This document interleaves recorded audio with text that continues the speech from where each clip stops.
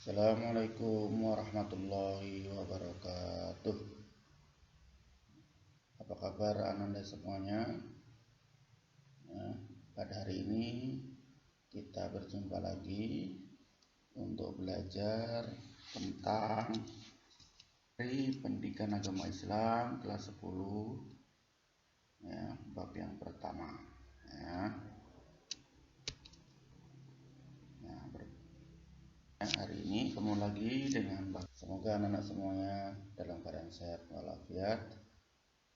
Siap-siap, silakan sebelum kita mulai belajar, mari kita berdoa. Semoga apa yang kita pelajari hari ini dapat bermanfaat dan bisa diterapkan dalam kehidupan sehari-hari. Ya, mari sebelum belajar kita berdoa. Dimulai.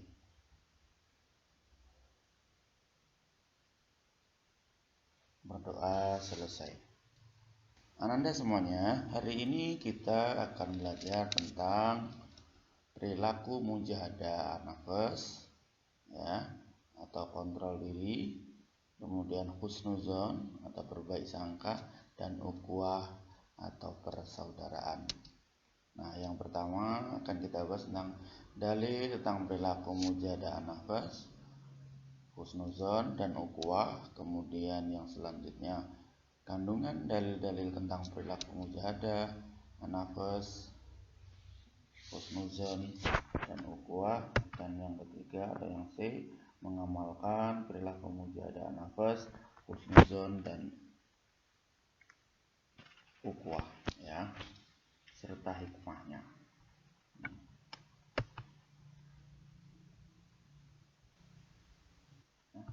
Yang pertama akan kita bahas dari kitab sebenarnya adalah dalil tentang perilaku mujahadah nafas, husnuzon, dan ukhuwah. Nah, yang pertama adalah Quran surat Al-Hujurat ayat 10. Kemudian yang kedua Quran surat Al-Hujurat ayat 12. Dan yang ketiga tentang hadis tentang perilaku mujahadah nafas, husnuzon, dan ukhuwah adalah Quran surat Al-Hujurat ayat 10 ya. Silakan nanti Ananda juga membaca masing-masing ya. Silakan dibuka Al-Qurannya ataupun silakan menyimak dari video tayangan yang Bapak sampaikan ini ya. A'udzubillahi minasyaitonirrajim. Bismillahirrahmanirrahim. Innamal mu'minuna ikhwatun fa aslihu baina akhwaikum wattaqullaha la'allakum turhamun. Yang artinya sesungguhnya orang-orang mukmin itu bersaudara, karena itu damaikanlah antara kedua saudaramu yang berselisih dan bertakwalah kepada Allah agar kamu mendapatkan rahmat. Quran surat Al-Hujurat ayat yang ke-10. Nah, ini beberapa kosakata ya, surat Al-Hujurat ayat 10. Silakan nanti Ananda semuanya masing-masing di rumah juga membuat di buku latihannya supaya nanti dalam menerjemahkan kosakatanya bisa dilaksanakan dengan baik. Yang pertama contohnya innamal mu'minuna, sesungguhnya orang-orang mukmin, ikhwatun itu bersaudara ya. Fa aslihu, damaikanlah, baina akhwaikum, antara kalian, antara kedua saudaramu ya. Nah, itu diantaranya. Silakan nanti Ananda bisa tuliskan yang selain yang Bapak contohkan ini.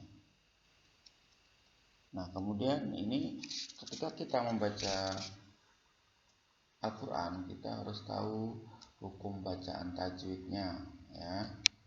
Sebagaimana ibarat orang berlalu lintas itu harus tahu rambu-rambunya, kapan harus berhenti, kapan harus pelan, kapan harus lurus, belok, itu harus ada. Naik turunnya juga ada. Nah, sama juga dalam membaca Al-Quran, kita harus tahu hukum bacaannya supaya nanti maknanya juga tidak salah. Jadi supaya maknanya juga tepat. Ya. Nah, ini contohkan yang pertama akhwaikum wattaqullah. Nah, ini hukumnya adalah izhar safawi karena ada mim sukun atau mim mati bertemu dengan huruf waw. Ya. Yang kedua ikhwatun fa'aslihu. Ya. Nah, ini ada dua bacaan di sini. Ikhwatun itu ikhfa hakiki tanwir bertemu dengan huruf fa. Ya. Kemudian fa'as lihu, hu-nya adalah mat tabi'i. Nah, kemudian yang selanjutnya adalah innamal mu'minuna. Nah, yang itu adalah bacaan gunnah, ada nun bersyiddah. Ya.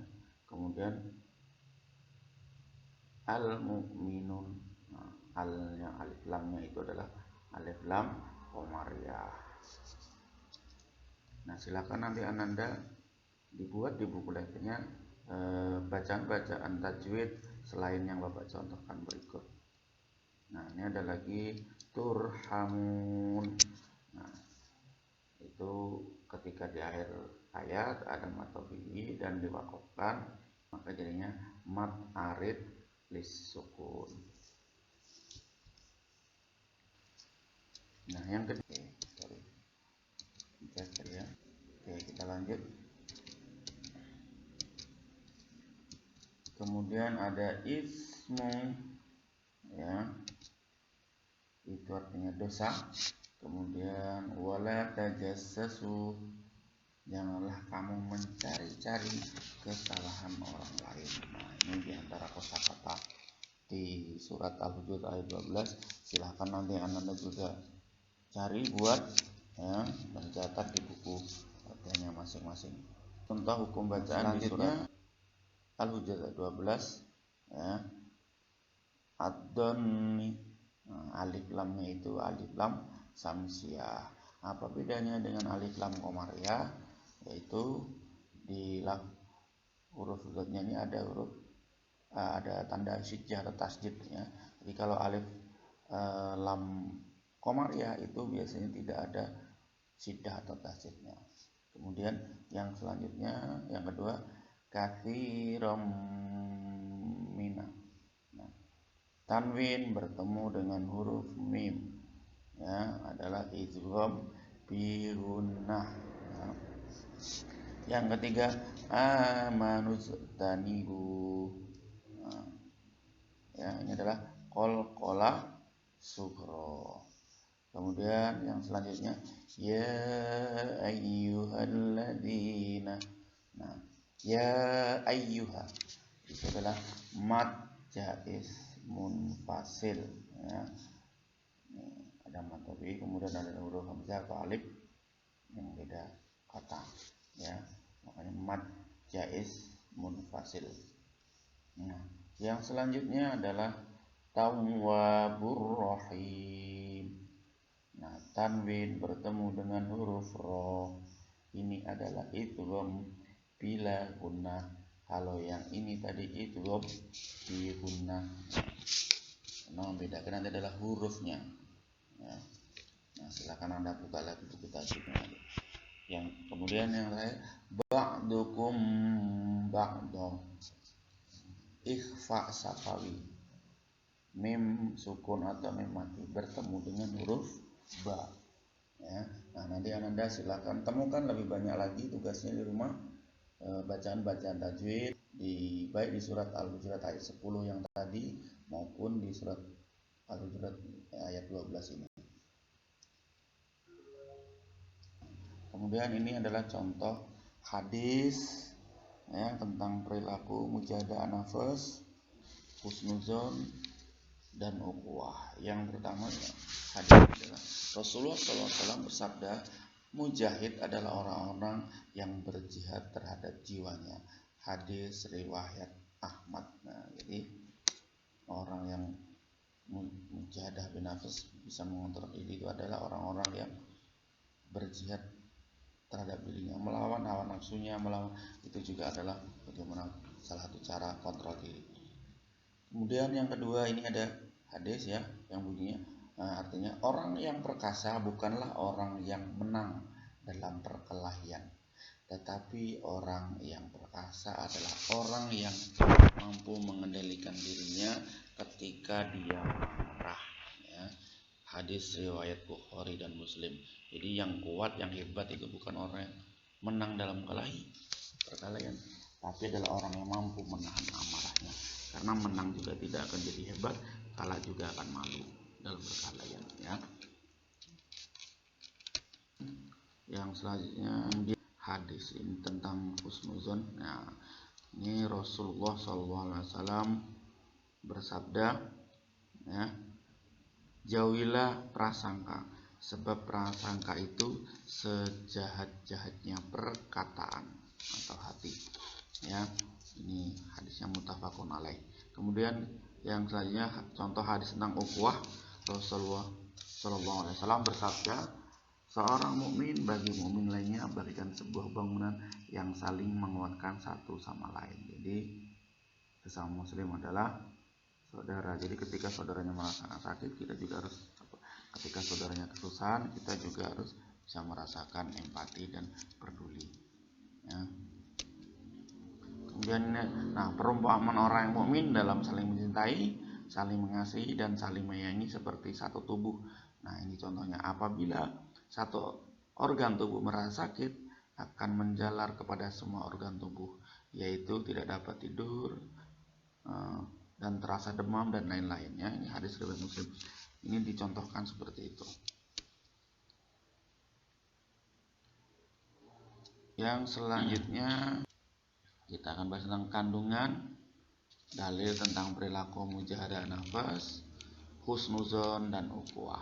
Nah, kandungan surat Al-Hujurat ayat 10 itu diantaranya adalah perintah bertakwa kepada Allah dan menjaga ukhuwah atau persaudaraan antar sesama mukmin ya. Nah, kemudian yang kedua kandungan surat Al-Hujurat ayat 12 yaitu tentang perintah Allah Subhanahu wa taala kepada kaum muslimin untuk menjauhi perilaku prasangka buruk ya. Kemudian mencari-cari kesalahan orang lain dan menggunjing atau menghibah ya. Semoga kita dapat menjauhi semua ini ya. Nauzubillah min dzalik. Nah, kemudian ketiga kandungan hadis tentang perilaku mujahadah nafas, husnuzon dan ukhuwah ya. Itu nanti silakan dibaca sendiri. Nah, kemudian ini dia kandungan hadisnya ya. Yang pertama kandungan hadis tentang mujahadah nafas ya. Hadis yang diriwayatkan oleh Ahmad, Rasulullah SAW menyebutkan bahwa perilaku melawan hawa nafsu merupakan jihad yang besar. Nah, ini. Yang kedua, Rasulullah SAW juga memerintahkan umatnya untuk senantiasa mengendalikan diri. Hadis ini diriwayatkan oleh Bukhari dan Muslim. Kemudian yang B, kandungan hadis tentang husnuzon. Rasulullah SAW memerintahkan umat Islam untuk menjauhi prasangka buruk kepada orang lain. Jadi kita tidak dibolehkan berprasangka buruk ya, karena itu akan menyakiti hati kita sendiri. Bagus kita husnuzon, berbaik sangka saja ya, karena kadang kita tidak tahu apa yang tidak tampak dari apa yang dilakukan orang lain. Yang C, kandungan hadis tentang ukhuwah ya. Rasulullah SAW menjelaskan bahwa persaudaraan antar muslim bagian satu bangunan. Sebuah bangunan akan runtuh apabila salah satu bagiannya rusak. Begitu pula dengan persaudaraan umat Islam. Jika umat Islam terpecah belah karena suatu permasalahan, persaudaraan tersebut akan hancur layaknya bangunan yang rusak ya. Nah, ini sudah banyak sekali perumpamaan, tinggal kita bagaimana bisa menerapkan. Kemudian ini selanjutnya ngecip mengamalkan perilaku mujahadah an-nafas, husnuzon, ukhuwah serta hikmahnya ya. Nah, mengamalkan perilaku mujahadah an-nafas dan hikmahnya di kota konsepnya. Yang kedua, mengamalkan perilaku husnuzon dan hikmahnya. Dan yang ketiga, mengamalkan perilaku ukhuwah dan hikmahnya. kita akan kupas satu-satu ya. Nah, mengamalkan perilaku mujahadah nafs dan hikmahnya. Yang A, pengamalan perilaku mujahadah nafs dalam keseharian. Nah, ini diantaranya meningkatkan keimanan dan ketakwaan kepada Allah Subhanahu wa taala. Yang kedua, melaksanakan perintah Allah seperti sholat, puasa, zakat, haji, dan yang lainnya. Kemudian yang ketiga, menjauhi perbuatan tercela. Nah, ini bentuk pengamalannya. Kemudian hikmah perilaku mujahadah nafs. Nah, yang pertama dapat meningkatkan kesabaran ya. Yang kedua dapat mempertimbangkan kebutuhan hidup sesuai kemampuan diri. Jadi bukan berdasarkan keinginan, tapi berdasarkan kebutuhan. Yang ketiga, meningkatkan rasa syukur kepada Allah Subhanahu wa taala. Yang keempat, mempererat tali silaturahim ya. Yang kelima, terhindar dari maksiat. Yang keenam, terhindar dari perselisihan. Yang ketujuh, mengurangi rasa gelisah, cemas, iri, dan tidak puas. Dan yang kedelapan, dapat meningkatkan keimanan. Nah, itu diantara pengamalan perilaku mujahadah nafs dan hikmahnya. Oke, yang selanjutnya adalah pengamalan perilaku husnudzon dan hikmahnya ya. Oke, yang A, pengamalan dulu. Pengamalan perilaku husnudzon dalam kehidupan sehari-hari. Yang pertama, memberi semangat kepada orang lain yang hendak melakukan kebaikan. Yang kedua, bersabar dalam menghadapi cobaan ya. Yang ketiga, memeriksa kebenaran berita yang didengar ya. Tidak langsung ya telan mentah-mentah ya. Jadi cari informasi dulu, berita itu betul tidak. Yang keempat, mempercayai kemampuan yang dimiliki. Jadi harus pede kita. Yang kelima, bersikap ramah kepada teman. Dan yang keenam, bersyukur kepada Allah Subhanahu wa taala. Nah, kemudian hikmah perilaku husnudzon apa? Yang pertama, terhindar dari penyesalan dalam hubungan antar sesama ya. Yang kedua, tulus dalam menjalin persahabatan. Yang ketiga, selalu merasa senang dan bahagia atas kebahagiaan orang lain. Yang keempat, timbulnya ketenangan dan ketentraman dalam hidup. Dan yang kelima, meningkatkan keimanan yang kita miliki. Nah, yang selanjutnya adalah mengamalkan perilaku ukhuwah dan hikmahnya. Nah, macam-macam perilaku ukhuwah yang perlu Anda tahu. Yang pertama ada ukhuwah Islamiyah ya. Yang kedua adalah ukhuwah insaniyah, dan yang ketiga adalah ukhuwah watoniyah. Nah, hikmah dari perilaku ukhuwah atau persaudaraan adalah yang pertama, dicintai oleh Allah Subhanahu wa taala. Yang kedua, memiliki banyak teman dan saudara. Nah, ketiga, memperoleh kemudahan jika menghadapi kesulitan hidup. Yang keempat, memperkuat persaudaraan sesama muslim. Dan yang kelima adalah terhindar dari perpecahan dan konflik karena kita menjaga tali ukhuwah atau persaudaraan. Sekian ya materi kali ini. Ya, terima kasih Anda sudah menyimak, melihat dan mendengarkan. Saya harapkan apa yang kita pelajari hari ini bisa diamalkan dan diterapkan dalam kehidupan sehari-hari ya. Sampai ketemu di pertemuan dan materi yang berikutnya lebih menarik ya. Dan Bapak akhiri ya, sebelum kita akhiri, mari kita berdoa. Kita tutup dengan doa kafaratul majelis. Subhanakallahumma wa bihamdika astaghfiruka wa atubu ilaik. Sekian. Assalamualaikum warahmatullahi wabarakatuh.